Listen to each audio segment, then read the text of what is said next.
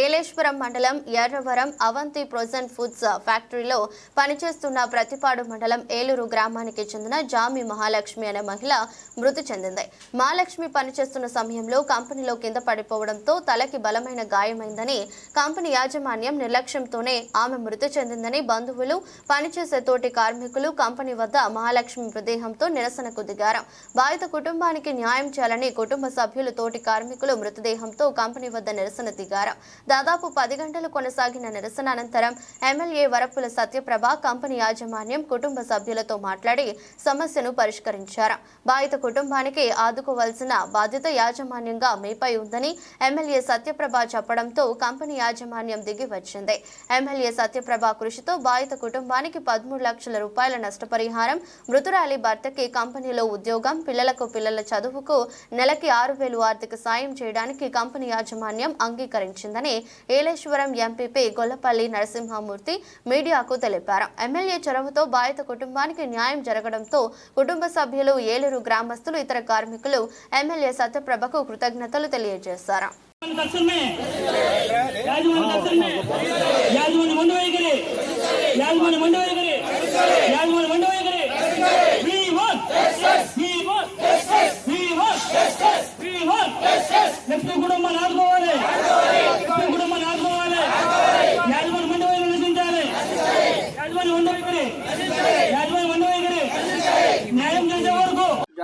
మహాలక్ష్మి అనే ఏదో చిన్నలూరు అమ్మాయి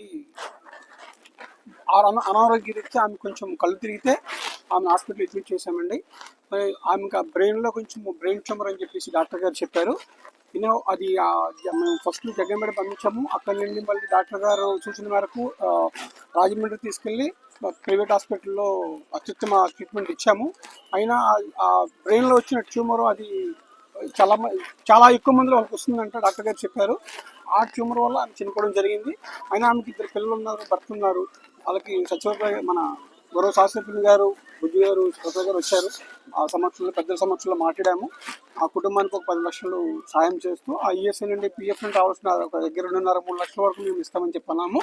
అలాగే మా కంపెనీలో ఆయనకు కావాల్సిన ఉద్యోగం ఏదైనా ఆయన చేయగలిగింది, రైతు కుటుంబం నుండి వచ్చిన ఆయన కాబట్టి ఏమైనా ఆయనకు సరిపడిన ఉద్యోగం ఏమైనా ఇస్తామని చెప్పామండి. ఆయన చేయగలిగిన ఉద్యోగం గార్డెన్లోనే ఎక్కడైనా ఇచ్చేస్తామండి. సార్, కంపెనీకి సంబంధించి కనీస సౌకర్యాలు కూడా లేవు, అంబులెన్స్ లేదు, డాక్టర్ లేరు అని అంటున్నారు. ఏమండి, మా కంపెనీలో ఈ కంపెనీలో మాకు స్పెసిఫైడ్ సెపరేట్ అంబులెన్స్ ఉందండి, డాక్టర్ ఉన్నారు, మన ఇక్కడ నుండి నర్స్ వస్తున్నారు, అంబులెన్స్ నెంబర్ ఉందండి. అంబులెన్స్ ఎక్కడ చూడండి, అంబులెన్స్ అక్కడ ఉందండి. అంబులెన్స్ ఉందండి, లేదా కంపెనీలో అంబులెన్స్ ఉందండి. మాకు 2 అంబులెన్స్ ఉన్నాయండి. ఇక్కడ 3 అంబులెన్స్ ఉన్నాయండి. ఇక్కడ ఒక అంబులెన్స్ ఉంది, కృష్ణాపురంలో అంబులెన్స్ ఉంది, మా గోపాలపురంలో 3 అంబులెన్స్ ఇక్కడ ఉన్నాయండి. అంబులెన్స్ కంపెనీలో మరి కంపెనీ నిర్లక్ష్యం అని చెప్తా ఉన్నారు. కంపెనీ నిర్లక్ష్యం వల్ల ప్రమాదం కాదు, నిర్లక్ష్యం వల్లే పడిపోయి హాస్పిటల్లో వైద్యం చేసుకుని మరి ఏలూరు గ్రామస్తురాలు జామి మహాలక్ష్మి గారు మరి వైద్యం చేస్తూ నిన్ననే కాలం చేశారు.